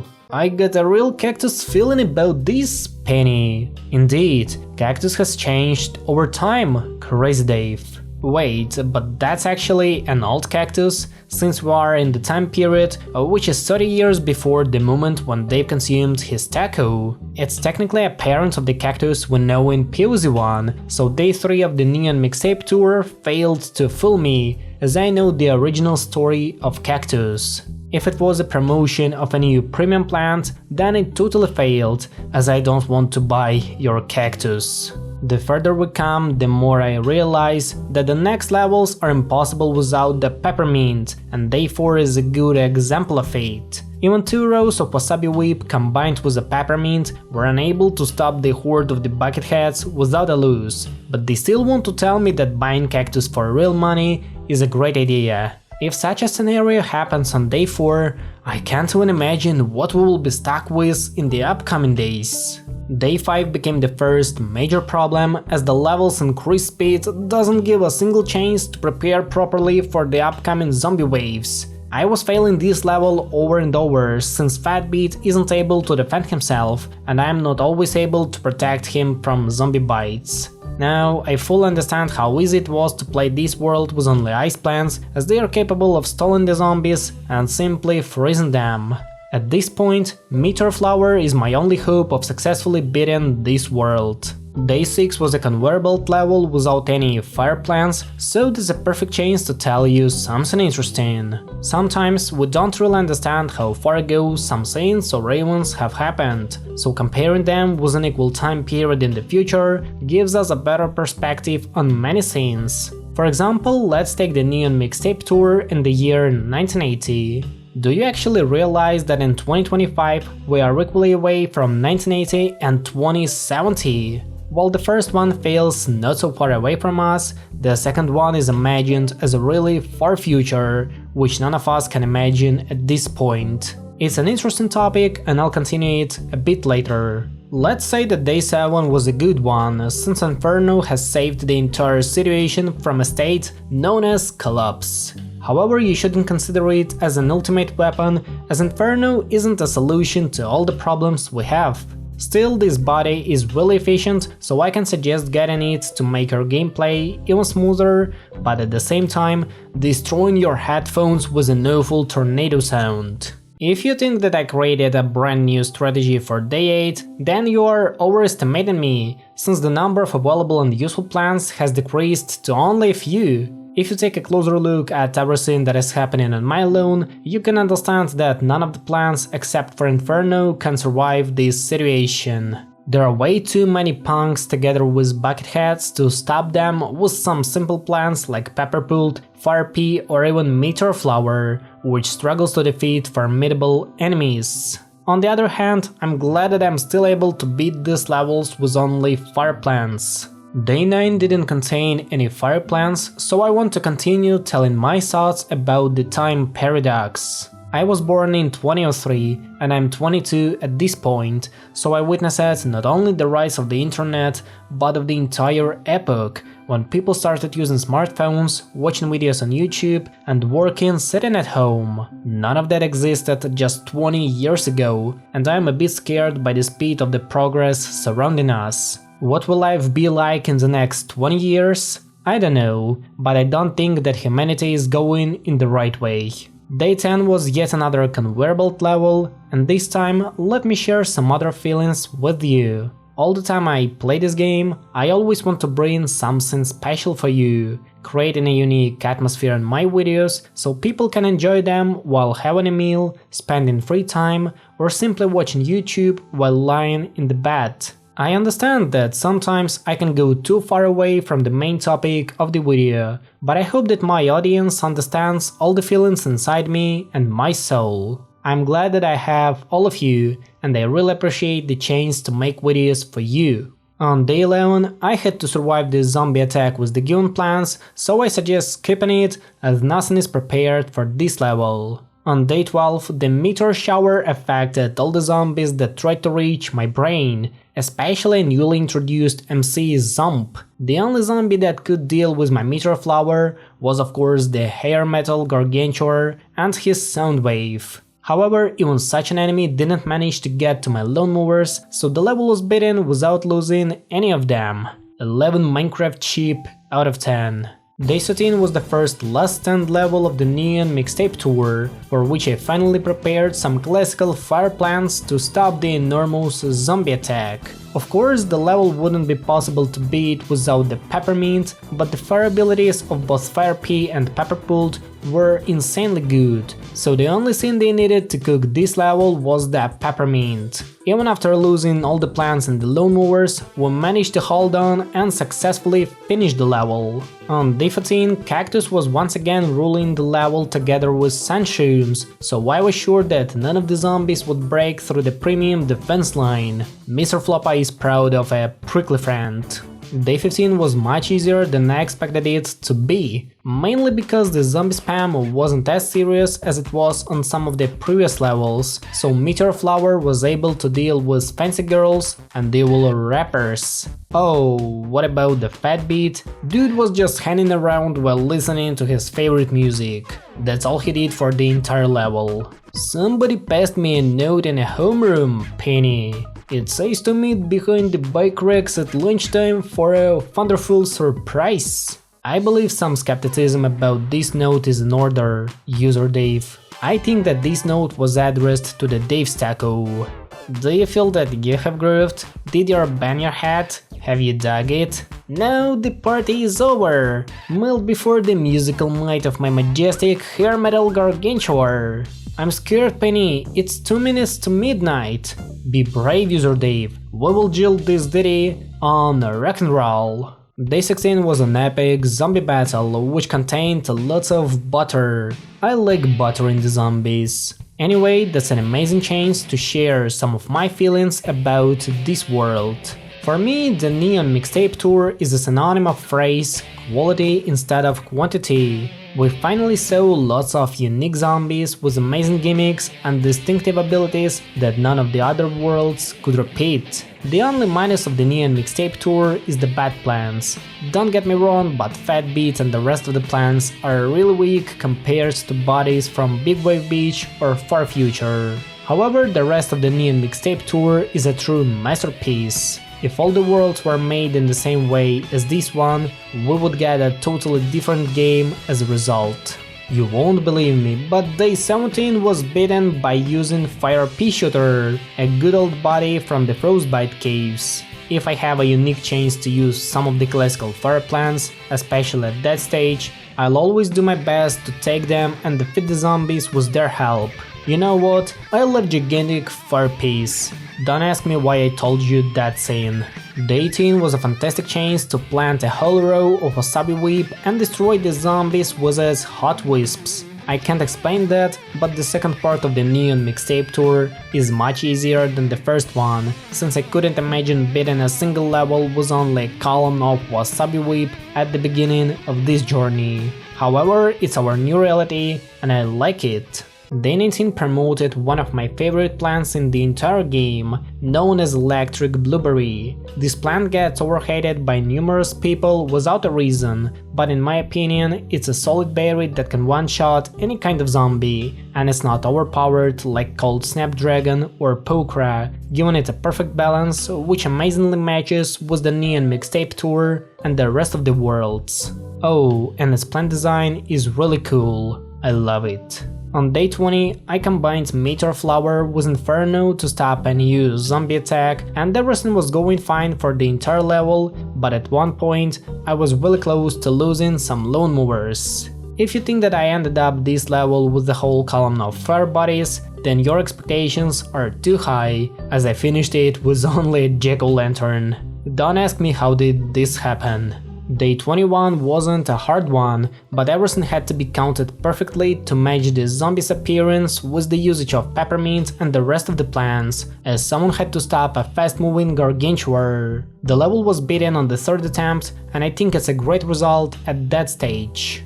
Day 22 is one of my favorite conveyor belt levels in the game, as it includes some of my favorite features of the Neon Mixtape Tour, which are pixel zombies and a fabulous Porsche. If you really enjoy playing Minecraft, this level is going to become one of your favorites. Day 23 also contains some pixel zombies, but this time without my lovely Porsche. However, I found it a major reason to play with a fire pea once again, as no one except him can fry such a delicious barbecue. Also, when Bro is boosted by peppermint, he turns into a real killing machine. I wouldn't suggest zombies to mess with such a pea shooter. Day 24 was once again a conveyor level, which I decided to beat by using a super duper combination of fire pea and pepper pult. I'm sure that all the zombies were shocked by the appearance of prehistoric plants in the 1980s, since they had been super efficient in stopping the zombie horde and even frying barbecue out of a hair metal gark. This shows a total domination of classical fire plants over the modern zombies. I was so hyped about my previous victories, so I decided to beat day 25 by using the pepper pult, since the pepper rain is a super efficient way to deal with zombies that don't take umbrellas while going for a walk. Oh, let's forget about the existence of the final wave and believe in the supremacy of pepper pult. Day 26 was beaten from the very first attempt, since Inferno was the only real option to deal with the fast-moving zombies who tried to consume my fabulous spore shroom. However, unlike the fat beet, which is really useless, the spore shroom managed to defend itself and even spread some of its brothers all over the lawn, making the whole defense much easier. You should never underestimate such a great shroom, because who else except him can duplicate itself and spread across the yard. Day 27 was a bit stinky since garlic appeared on the level. Yet it was an enjoyable conveyor belt level, so even the stinky body was much more helpful than a useless fat beet.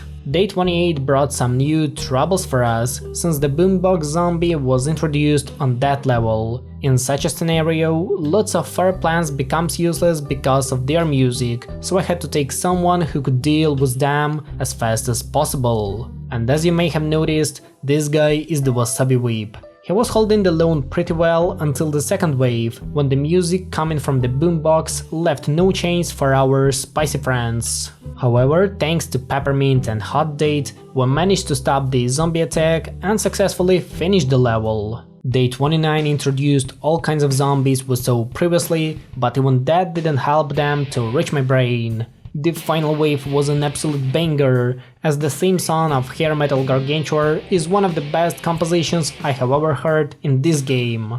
This makes me want to replay this level over and over, only to listen to such a fantastic music. Day 30 was pretty much the same as day 29, but with an increased hardness and a limited number of plants that you can place on the lawn. Of course, I took Inferno to such a massive zombie attack, as he is an equal enemy to all the zombies you see on the lawn. It was undoubtedly a great battle, and both zombies and plants were fighting like heroes, leaving me no chance to say that it was an average zombie battle, but instead I'd like to say that it was an epic one. On day 31, I had a lot of fun while playing with Electric Blueberry, as one-shotting a Gargantuar is the thing I like the most about this game. Yeah, the level didn't contain any fire plants, but Electric Blueberry deserves a special mention in this video, because I love blueberries and I really enjoy playing with Electric Blueberry. Oh, and take a look at the lawn I had at the end of the level. It looks pretty cool. So day 32 didn't contain any fire plants, meaning it was just a usual battle with Dr. Zombies that lasted only 5 minutes. Yerps, that was close, with so many exciting timing and rhythm changes. I fear we have only hit pause on Dr. Zombies' heinous deal. Indeed, next verse, same and yet worse. I go now to one you cannot even imagine. Anyway, the key is mine, which means that we are moving to the Jurassic Marsh. Another 32 levels are waiting for us, but this time with lots of dinosaurs and strange primal plants.